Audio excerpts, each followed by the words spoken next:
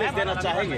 देखिए, कहीं ना कहीं जेबी केसेस एक आम व्यक्ति की ज़रूरत बन के आई है। जैसे अभी मैं अगर पिछले 6 महीने का रिपोर्ट कार्ड प्रेजेंट करूं, हालांकि मैं चाहता हूं कि ये काम हमको ना मिले, क्योंकि ये काम होता है किसी मजदूर की डेथ होती है और कंपनी को तालाबंद किया जाता है और मुआवजा की बात आती है। तो लगभग हम लोग 30 को रिजल्ट दिए हैं, लगभग 10 लाख, 12 लाख, 15 लाख, 16 लाख मुआवजा दिलाए हैं। आप उसी गांव में चले जाइए जहां मजदूर को मुआवजा मिला है, उससे 10 साल पहले भी मुआवजा मिला था, लेकिन 50,000 मैंने 25,000। तो आखिर मुआवजा में डिफरेंस क्यों हुआ? इसलिए हुआ कि जब आंदोलन होता था तो गेट जाम आगे होता था, मजदूर की डेड बॉडी आगे होती थी, लेकिन विधायक जी की एंट्री पीछे से होती थी। वो 4 लाख 5 लाख लेते थे, 50 शेयर मजदूर को देते थे। लेकिन जेबी केसेस ने एक नया रास्ता दिखाया है कि जेबी केसेस मीडिया के साथ एंट्री करती है, एकदम फेसबुक में लाइव एंट्री करती है। वो कहीं ना कहीं आम व्यक्ति की हम लोग जरूरत बने हैं। अभी कल की बात करें, एक माता का फिर कोयला खदान में धंसने से डेथ हुआ, उनको भी नियोजन मुआवजा जो भी मिला। तो कहीं ना कहीं आंदोलन आज चल रहा है। कुछ दिन पहले 3 महिलाएं डेथ कर गई थी, 4 दिन बाद उनको इंसाफ मिला और जेबी केस के लोग वहाँ कूटा गाड़ कर खड़े थे। तो ये चीज़ हम लोग पारदर्शिता से कर रहे हैं, यानी हम लोग सबके सामने कर रहे हैं कि हम लोग कर क्या रहे हैं। लेकिन इससे पहले क्या होता था कि पता ही नहीं चलता था कि टेबल टॉक कहाँ होता है, बात किससे किया जाता है। अब तो लोग ये भी जानते हैं कि एचआर होता है, एजेंट होता है, जीएम होता है, तो थाना के लोग होते हैं, इस प्रकार से मीटिंग होती है, इस प्रकार से टेबल टॉक होता है। तो हमने क्या किया है कि एक पारदर्शिता को लाने का काम किया है। और पारदर्शिता क्या होती है? एक विश्वास का काम करती है। इसके कारण लोग हमारे साथ विश्वास के साथ जुड़ने लगे हैं और उसका परिणाम है कि हम लोग अच्छा रिजल्ट भी कर रहे हैं। और जो हमारी हैसियत है अभी जितनी, क्योंकि हम लोग संवैधानिक पद में नहीं है, उस हैसियत से दोगुना बढ़ के आज हम लोग झारखंड के मजदूरों के हित की बात करें, छात्रों के हित की बात करें या अन्य जो शोषित लोग हैं उनके हित की बात करें, हम लोग काम किए हैं। अब अभी तक गिरिडीह प्लांट के लिए क्या किए? देखिए, सीएनटी का उल्लंघन मुख्यमंत्री इसलिए करना चाहते हैं क्योंकि मेरे भाषण को उन्होंने भी सुना है कि एक आदिवासी का जमीन आदिवासी खरीदेगा, लेकिन थाना के अंदर खरीदेगा। और मुख्यमंत्री क्या किए हैं कि थाना के बाहर जमीन खरीदे, थाना नहीं हो तो जिला के बाहर खरीदे हैं। घर उनका रामगढ़ है, जमीन उन्होंने खरीदा है कहाँ? गिरिडीह में, धनबाद में, बोकारो में, दुमका में और बहुत सारे जिलों में खरीदा है। तो ये क्या है, वो अपने आप को बचाने के लिए बाकी आदिवासियों को बलि चढ़ाना चाहते हैं, सीएनटी का उल्लंघन करना चाहते हैं। और अगर सीएनटी जैसे जैसे कमजोर होगा, आदिवासी मूलवासी का रक्षा कवच टूटेगा और यहाँ के लोग लगातार भूमिहीन हो जाएंगे, पलायन होंगे और फिर जो एक शब्द होता है गुलगुलिया बोलना नहीं चाहिए, उसी दशा में ये जीवन यापन करेंगे। आपका सवाल था गिरिडीह का। देखिए, गिरिडीह की जनता जब तक आंदोलन नहीं करेगी, क्योंकि हमारे यहाँ 24 जिला है, 264 प्रखंड है, 32 शहर गाँव है, 32 शहर समस्या है। स्थानीय लोग जब तक मजबूत नहीं होंगे, स्थानीय लोग जब तक नेतृत्व नहीं करेंगे, जरा मत आगे क्या करेगा बताइए? स्थानीय लोग मजबूती के साथ आगे बढ़े, हम आपके साथ हैं। जेबी केसेस क्या करेगी? झारखंड में अपनी पार्टी को उतारेगी? हाँ, हम लोग देखिए लगभग मैक्सिमम लोकसभा की सीटों पर, क्योंकि हमें लगता है कि बहुत सारे ऐसे मुद्दे हैं जो केंद्र के मुद्दे हैं, केंद्र तक हमारी आवाज़ जाना चाहिए। नेशनल मीडिया में हमारे मुद्दे कौन होते हैं, तो जब हमारा एमपी जीत के जाएगा तो मुझे लगता है केंद्रीय मीडिया के सामने, नेशनल मीडिया के सामने हमारा स्थान मिलेगा। और जब हम वहाँ तर्क के साथ अपनी बातों को बाकायदा डाटा कलेक्शन के साथ जब अपनी बातों को रखेंगे, बीसीसीएल के आंकड़ों को दिखाएंगे, एचईसी के आंकड़ों को दिखाएंगे, टाटा के कारनामों को दिखाएंगे, बेरोजगारी को दर्शाएंगे और खनिज संपदा की जो लूट मची है, उन चीज़ों को जब हम लोग प्रेजेंट करेंगे सदन में ले जाकर नेशनल मीडिया हाउस में, तब मुझे लगता है झारखंड के प्रति लोगों का नजरिया भी बदलेगा और लोगों को सच में आभास होगा कि झारखंड एक हमारा छोटा भाई के स्वरूप है, हमारे देश का एक राज्य है, लेकिन उसके साथ इतना अन्याय, उसका उन्हें आभास होगा। और मुझे लगता है तब कहीं ना कहीं एक बेहतर झारखंड के हम लोग बढ़ेंगे। जैसे पेपर लीक के बारे में क्या कहना चाहते हैं? लोकसभाओं में चुनाव लड़ेंगे, लेकिन गिरिडीह और धनबाद के लोकसभाओं में ज़्यादा आपकी फोकस और सभाएं रहती है। देखिए, सबसे पहली बात इस चीज़ को आपको जानना होगा कि सबका एक केंद्र बिंदु होता है। नरेंद्र मोदी लाख पूरे देश में चुनाव लड़ते हैं, हेमंत सोरेन लाख पूरे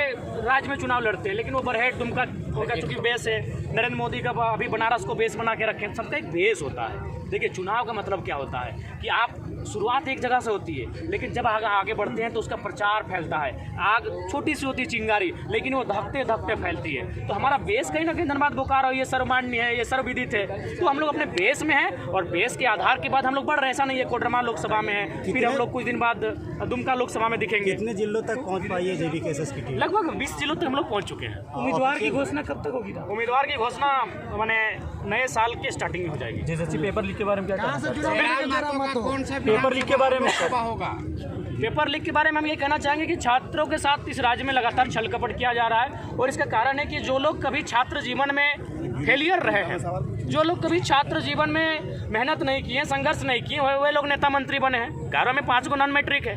तो छात्र की दर्द को वही ना जानेगा जो हजारीबाग के 10 बाय 10 के रूम में अपने शरीर को गलाया है, जो घर से चावल ले जाके रांची के हॉस्टल में पढ़ा है। आप मंत्री किनको बनाए हैं जो 5वां पास किए हैं। तो छात्रों के साथ खिलवाड़ इसलिए हो रहा है कि पढ़े लिखे गवर्नेंस यहाँ नहीं है। तो छात्रों को अब ये भी सोचना होगा, आंदोलन भी करना होगा और पॉलिटिक्स के बारे में भी उन्हें अपनी सोच को मजबूत करना होगा। जयराम महतो कहाँ से चुनाव लड़ेंगे? देखिए, हम चाहेंगे उसके लिए आप मीडिया जगत के बंधु हैं, देव जी हैं, आप एक सर्वे कीजिए। जेबी केसेस का आंकड़ा बता रहा है ये कि हजारीबाग, कोडरमा, गिरिडीह और धनबाद और रांची, ये जगहों पे जो है, इन जगहों पे आपका मजबूत संगठन दिख रहा है। तो इनमें से कहाँ आप करेंगे? देखिए, हम लोग अभी उम्मीद करते हैं कि हम लोग पहाड़ वाले हैं, तो पारसनाथ पहाड़ है, झुंडा पहाड़ जहाँ है, देखेंगे। मतलब साफ जाहिर कर रहे हैं कि गिरिडीह लोकसभा से आप चल रही है। देखिए, अगर आप रांची का रिपोर्ट ला के देंगे तो देखेंगे राजधानी भी कोई बुरी नहीं है। 85% देखिए, तैयारी जनता कर रही है। हमने पहले ही कहा है कि देखिए, हम लोगों ने कि हम लोग थोपा हुआ लीडर नहीं बोलेंगे, बनेंगे। जनता जहाँ चाहेगी, हमें जहाँ उतारेगी हम लोग उतर जाएंगे।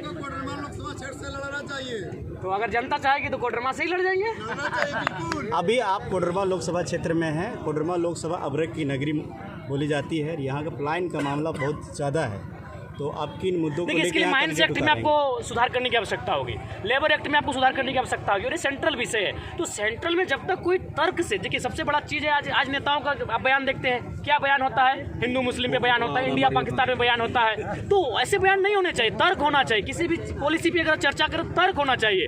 तो आज तक मेरा मानना है कि झारखंड में कोई लीडर का माइंडसेट ऐसा है ही नहीं जो तर्क से वहाँ प्रेजेंट कर सके कि झारखंड की समस्या क्या है। तो झारखंड की समस्याओं को जब वो रिप्रेजेंट करेगा, लॉजिकली रिप्रेजेंट करेगा, जब माइंड एक्ट की बात करेगा, जब लेबर एक्ट की बात करेगा, जब डिस्प्लेसमेंट एक्ट की बात करेगा, तो मुझे लगता है कि जो समस्या अभ्रक की बता रहे कोडरमा में, वही समस्या कोयला की धनबाद में है, वही समस्या गिरिडीह की पत्थर में है। तो ये सारी समस्याओं का समाधान होगा। इसीलिए हम लोग दिल्ली की ओर रुख कर रहे हैं। कुछ लोग कह रहे हैं कि जयराम लाइव आकर कहते हैं कि अब सभाएं रोकनी नहीं, थक नहीं गए, हम बीमार हैं और एक छोटा सा बीमारी हम पॉजिटिव पाए गए हैं और हम चाहेंगे कि सार्वजनिक नहीं करवाइए।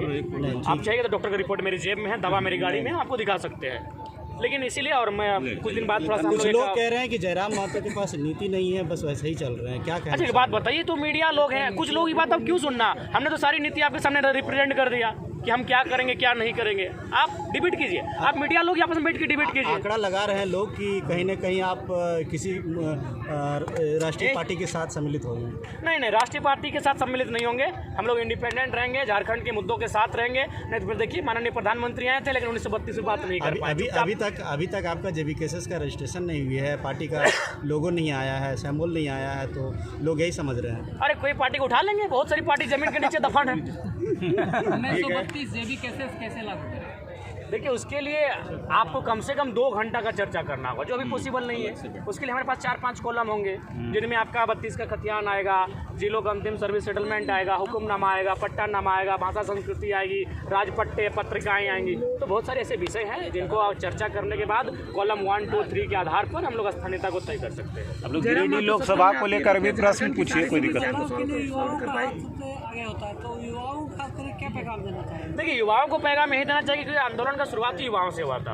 हम लोग अगर जाते हैं, सत्ता में बैठते हैं, अगर गिरिडीह लोकसभा से हम जीत कर जाते हैं, तो सबसे पहली बात है देश के प्रधानमंत्री जो भी उस समय आते हैं उनसे सवाल होगी कि भाई आपके 2 करोड़ का नौकरी कहाँ है, आपके पास जो रोजगार देने का आपने बात किया तो वो कहाँ है। हमने ये सवाल करेंगे कि तरक्की और उन्नति का मतलब ये नहीं होता है कि अडानी की पत्नी 3 लाख की साड़ी पहने। तरक्की का मतलब ये होता है जब एक आम व्यक्ति की पत्नी अपनी गठरी में इतना पैसा रखे कि जो बाजार का सामान है उसे खरीद पाए। आदिवासी लोग कह रहे हैं कि जयराम महतो अपने सभाओं में आदिवासी चेहरा को आगे नहीं कर रहे हैं। नहीं, ये गलत बात है। बहुत सारे आदिवासी चेहरे हमारे साथ हैं, कंधा से कंधा मिला। नहीं, बिल्कुल स्वागत है। ऐसी बात बताइए किसको? ये खुला मंच है, खुला मंच है। अगर आप आज, चूंकि मान के चलिए आप माइक पकड़े हैं, अगर आप हमको बोलते चिट्ठी में लिख के कि 2 शब्द हम मंच रखें, क्या आपको मना करते हैं? खुला मंच है, आप आइए, स्वागत है, आप आइए, स्वागत है।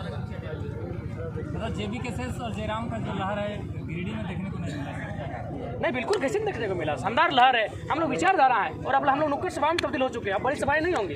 ये तुमने अब देखिए, हमारे जो टैगलाइन वो भी बदल चुका है। अब बदलाव संकल्प सभा नहीं, अब जन आशीर्वाद जनसभा है। ये समय पर अपना जो टैगलाइन जो बोल रहे हैं कि बदल रहे हैं, कल दिन में ये नहीं हो कि आपके जो मैनिफेस्टो लेकर आ रहे हैं सत्ता में। मैनिफेस्टो और ये अलग विषय है, मैनिफेस्टो अलग विषय होता है। और हाँ, ये वो बदलते, समय के साथ बदलते रहना चाहिए, वो अलग विषय है। जैसे एक तरीका होता है। अब हम लोग मान के चले गांव-गांव जाएंगे, डोर टू डोर जाएंगे, तो बदलाव संकल्प सभा नहीं ना होगा। बदलाव का मतलब बहुत विशाल सभा, एक 4-5 जिलों के लोग आना। जन आशीर्वाद का मतलब जनता से आशीर्वाद लेना, बातचीत करना, आई कॉन्टैक्ट के साथ बात करना, जैसे आपसे हम बात कर रहे हैं। क्या सारी समस्याएं छुट्टी लेने वाले हैं, तो इससे जेबी केसेस की सूचना आप आगे बढ़े। कैसे ना जेबी कैसे बहुत सारे सिपाही है, ये हमारे बगल में इतने लोग सिपाही बैठे हैं, कोई किसी से कम नहीं, हर किसी में दम है, बस समय की बात है। आप देखिए जमुआ विधानसभा में आपका कार्यक्रम कब होने जा रहा है? जमुआ में आप जब बुलाइएगा हम वहाँ पहुँचेंगे। 1 जनवरी के बाद कार्यक्रम शेड्यूल सेट कीजिए, हम लोग जम्मू आएंगे और जमुआ को भी जाम कर देंगे। आप लोगों के पास गिरिडीह लोकसभा को लेकर के जो भी प्रश्न है